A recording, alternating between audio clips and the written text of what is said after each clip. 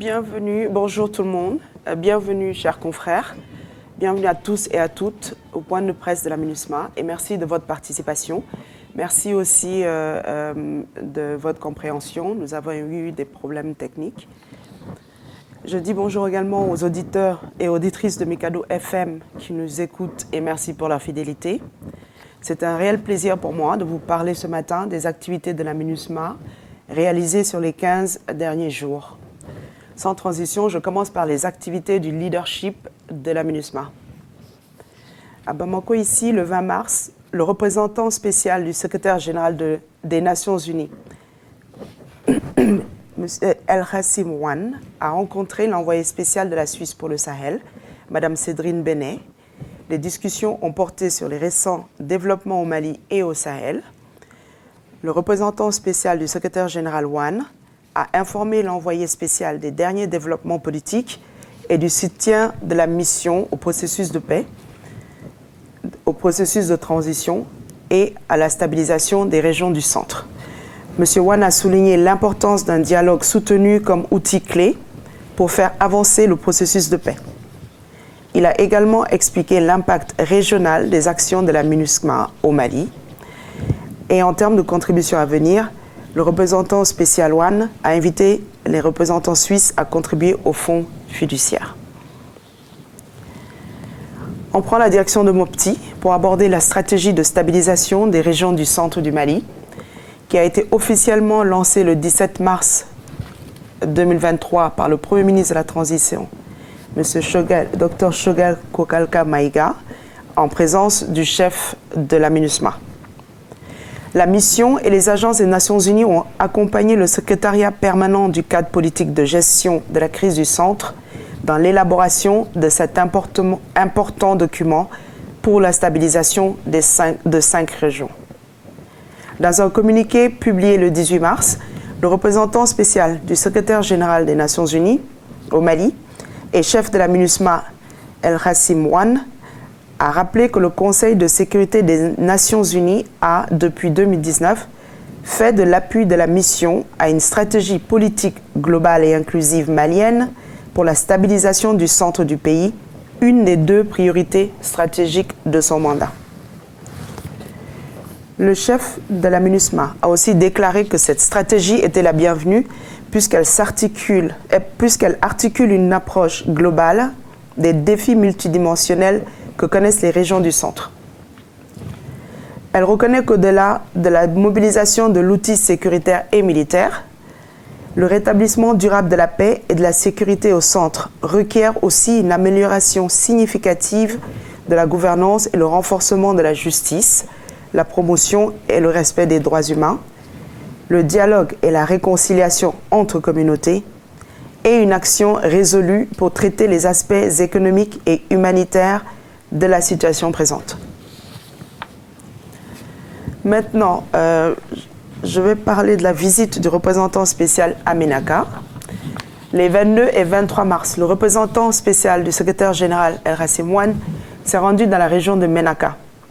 Face à la montée de la violence aggravée par les aléas climatiques qui ont entraîné des mouvements de population de la région vers la ville de Ménaka, les Nations Unies accompagnent les autorités locales pour protéger et porter assistance aux civils.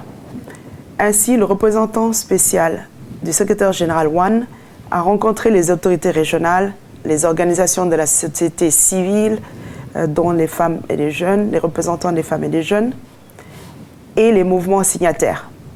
Il a également remis du matériel à la gendarmerie et un centre de santé de référence de la ville. Quelques heures après la visite du représentant spécial, la mission a fourni de l'eau potable aux déplacés internes qui se situent encore, d'ailleurs, qui sont installés tout près de la base de la MINUSMA à Ménaka. Sur un autre registre, la représentante spéciale adjointe en charge des affaires politiques, Mme Daniela Kroslak, s'est rendue à Gao et en Sango le 23 mars pour s'imprégner de la situation sécuritaire et humanitaire et écouter les attentes des populations.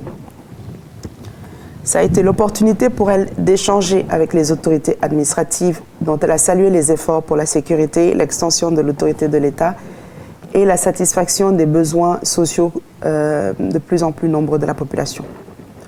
Elle a également rencontré les composantes civiles et en uniforme de la MINUSMA qui continuent dans des conditions difficiles à prendre des initiatives pour la protection des civils et aussi une collaboration plus étroite avec les acteurs locaux.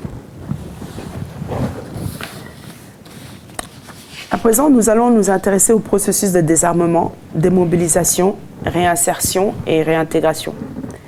Au cours de la semaine du 17 au 24 mars, les activités de la MINUSMA dans ce domaine ont été marquées par une série de rencontres avec les partenaires. Il s'est agi du renforcement de la collaboration, de la tenue des séances de sensibilisation des communautés sur le mandat de notre mandat, ainsi que des visites de suivi de projets de réduction des violences communautaires. À ce propos, les 21 et 22 mars, la MINUSMA a organisé un atelier de sensibilisation à Douentza en collaboration avec le ministère des Affaires étrangères et la plateforme pour l'engagement des jeunes. Cette rencontre qui a réuni les autorités locales et la société civile a permis d'informer les participants sur les différentes activités de la MINUSMA, notamment le processus de DDR et les projets de réduction des violences communautaires. Et cette fois-ci, c'est à Tombouctou que la MINUSMA a organisé le 21 mars une mission dans la commune de Diré pour sensibiliser les autorités locales et la société civile sur les activités de démobilisation, désarmement, démobilisation, réinsertion et réintégration dans les régions de Tombouctou et de Taoudénit. Poursuivons avec la rencontre entre la MINUSMA et la Direction nationale des eaux et forêts autour des préparatifs en vue d'une formation de pilotage d'un avion de places ultra léger acquis en 2019 par la MINUSMA pour le ministère de l'Environnement dans le cadre d'une opération plus large de renforcement de l'autorité de l'État, de surveillance des trafics illicites et de protection de la faune et des civils à Douentza. En appui au processus électoral, du 23 au 25 mars, la MINUSMA a appuyé la Direction générale des collectivités territoriales dans l'organisation d'un atelier de renforcement des capacités des autorités locales et régionales de la région de Ménaka. Portant sur le système financier des entités administratives territoriales, la formation s'est concentrée sur les concepts de décentralisation et de gestion budgétaire dans les collectivités territoriales afin de répondre aux besoins des populations à travers la fourniture de services sociaux de base de qualité. Les 76 participants, dont une femme, ont été sensibilisés sur la directive du 24 juin 2011 portant un régime financier des collectivités territoriales au sein de l'UEMOA, les principes budgétaires et bien d'autres thématiques et ont recommandé que ce type de formation soit répété. Du 23 au 24 mars, une session de formation sur le renforcement des mécanismes communautaires d'alerte pour la protection des civils a eu lieu à l'attention de 40 membres, dont 8 femmes. Des comités d'alerte rapide du cercle d'Ansongo. Ces personnes ont été formées sur les concepts de protection des civils tels qu'ils sont mis en œuvre dans le contexte des opérations de maintien de la paix. Initiée par la MINUSMA, cette session de formation a été mise en œuvre par le Comité international pour l'aide d'urgence et le développement, Ciudad Canada. Elle a eu lieu en présence des autorités. En appui au secteur de la justice,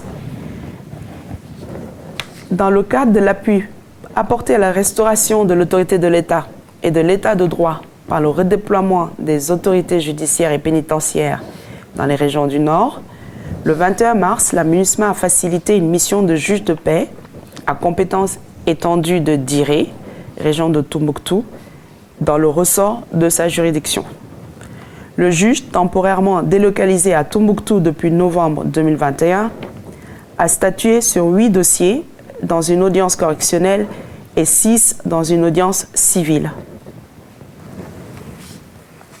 Au cours d'une visite dans les locaux de la maison d'arrêt et de correction de Diré, la délégation a procédé à une évaluation préliminaire de l'état du bâtiment ainsi que des conditions sécuritaires et de détention de la maison d'arrêt centrale de Diré. Le juge a, par ailleurs, rencontré les autorités traditionnelles et les membres de la société civile. Au chapitre des droits de l'homme et protection, comme vous avez dû le voir, le 22 mars, la MINUSMA a publié sa note trimestrielle sur les tendances des violations et atteintes au droit international des droits de l'homme et au droit international humanitaire au Mali. La note couvre la période du 1er octobre au 31 décembre 2022.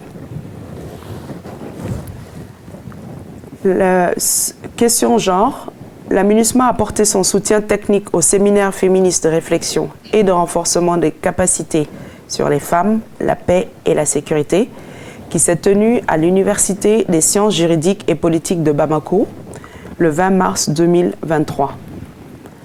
Pendant le séminaire, les échanges ont porté sur la résolution 1325 du Conseil de sécurité des Nations Unies avec une soixantaine d'étudiants. L'initiative a été saluée par le doyen de la faculté qui a également exprimé la nécessité d'organiser régulièrement de tels événements de réseautage et de renforcement des capacités. Le 22 mars, la Division des droits de l'homme et de la protection de la MINUSMA a organisé une session de formation sur la surveillance des droits de l'homme et l'établissement de rapports à l'intention de 10 acteurs de la société civile, dont une femme, dans la ville de Gao. La formation visait à renforcer les capacités des organisations de la société civile en matière des droits de l'homme et à améliorer leurs compétences en matière de suivi. Les participants ont appris les techniques de collecte et d'analyse des informations, de documentation et de signalement des violations des droits de l'homme et des abus. L'accent a également été mis sur la protection des victimes, des témoins et des sources. Je vais maintenant passer aux activités de la force de la police de la MINUSMA, une pôle. La police des Nations Unies au Mali, une pôle, a conduit 12 sessions de formation du 14 au 28 mars au profit de 230 éléments des forces de sécurité maliennes, dont 18 femmes, pour répondre aux besoins prioritaires formulés par les partenaires maliens. Depuis près d'un an, 30 éléments des forces de sécurité maliennes de la police, de la gendarmerie et de la garde nationale sont formés chaque mois pour constituer un vivre d'agents qualifiés. Dans la perspective des prochaines élections, 75 éléments des forces de sécurité maliennes ont été formés pour la sécurisation du processus électoral à Bamako et dans les régions de Ménaka, Tombouctou et Mopti. L'objectif est de les outiller à exécuter cette mission avec plus de professionnalisme et dans le respect des droits humains. Toujours concernant les formations, on peut également citer une cinquantaine de policiers du groupement mobile de sécurité en formation dans les régions de Gao et de Mopti sur la gestion démocratique des foules. Pour rappel, l'année dernière, 1 millier de policiers avaient déjà bénéficié de ce programme de formation de la part de la police des Nations Unies et 80% des éléments formés ont été redéployés dans les régions pour renforcer le tissu sécuritaire national. Durant les 2 semaines écoulées, une pôle a mené 135 activités opérationnelles, dont 9 patrouilles coordonnées avec les forces de sécurité maliennes. 57 patrouilles étaient pédestres, à pied donc, 21 patrouilles étaient de longue portée, 5 étaient des patrouilles mixtes avec la force de la MINUSMA et 31 escortes de sécurisation. Les patrouilles d'une pôle et celles conjointes ou coordonnées avec les forces de sécurité maliennes sont un puissant moyen de dissuasion, d'occupation de terrain et de protection des populations. Elle permet également de marquer la présence des casques bleus sur les grands axes routiers et les zones d'échanges commerciaux, y compris les marchés.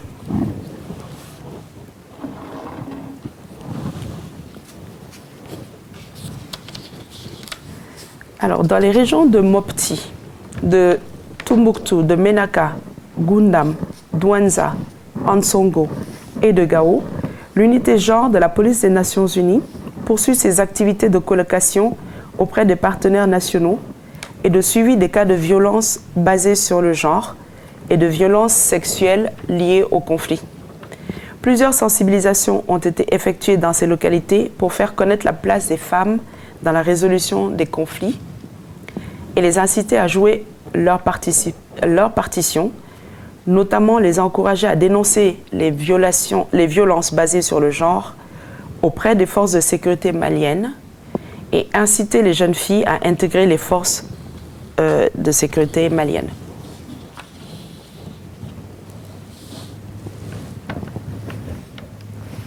Maintenant, au cours des 2 dernières semaines, les casques bleus de la force ont poursuivi conformément à leur mandat l'exécution de leur mission de soutien et de protection des populations et de contribution à la restauration de l'État, de l'autorité de l'État.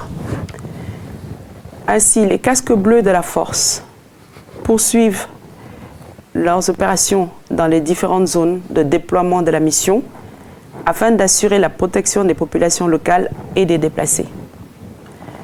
À titre d'exemple, on peut citer les opérations en cours à Gao, Ménaka, Ansongo et environ, et autour des sites de déplacés internes. Autre exemple, le 21 mars, l'équipe de détection et de neutralisation d'explosifs de la force de la MINUSMA a procédé à la neutralisation d'un engin explosif improvisé découvert sur un axe routier à Kidal. Les exemples sont nombreux et on ne peut pas tous les énumérer. Mais il faut retenir que dans l'ensemble de ces zones de déploiement, la force de la MINUSMA a effectué au total plus de 1050 patrouilles terrestres et aériennes de jour et de nuit au cours de ces 2 dernières semaines. La force de la MINUSMA a aussi organisé diverses activités civilo-militaires, c'est-à-dire des consultations médicales, des dons de médicaments, de kits alimentaires, de matériel de vie courante à Ansongo, Tinakore, Amachash, Sosokwera, dans la région de Gao, et à Badi Gourma et Kidal, dans la région de Kidal. Les responsables de la force de la MINUSMA, le 20 mars, ont officiellement remis aux autorités locales 2 systèmes d'approvisionnement en eau dans les villages de Ber et Djegelia, région de Tombouctou. Ces réalisations ont été faites grâce à un financement de la MINUSMA dans le cadre des projets à impact rapide. Ces ouvrages vont contribuer à soulager les besoins en eau et améliorer le bien-être des populations de ces localités. L'équipe en soutien à la population civile au FAMA, en termes de soutien à la population civile et au FAMA, le 16 mars, l'équipe de sapeurs-pompiers du bataillon nigérien est intervenue pour éteindre un incendie déclaré au marché d'Ansongo. Cette intervention des éléments de la MINUSMA a permis de limiter les dégâts et de préserver les biens. Aucune perte en vie humaine n'est à déplorer. J'ai terminé pour les activités et je suis disponible pour répondre à vos questions.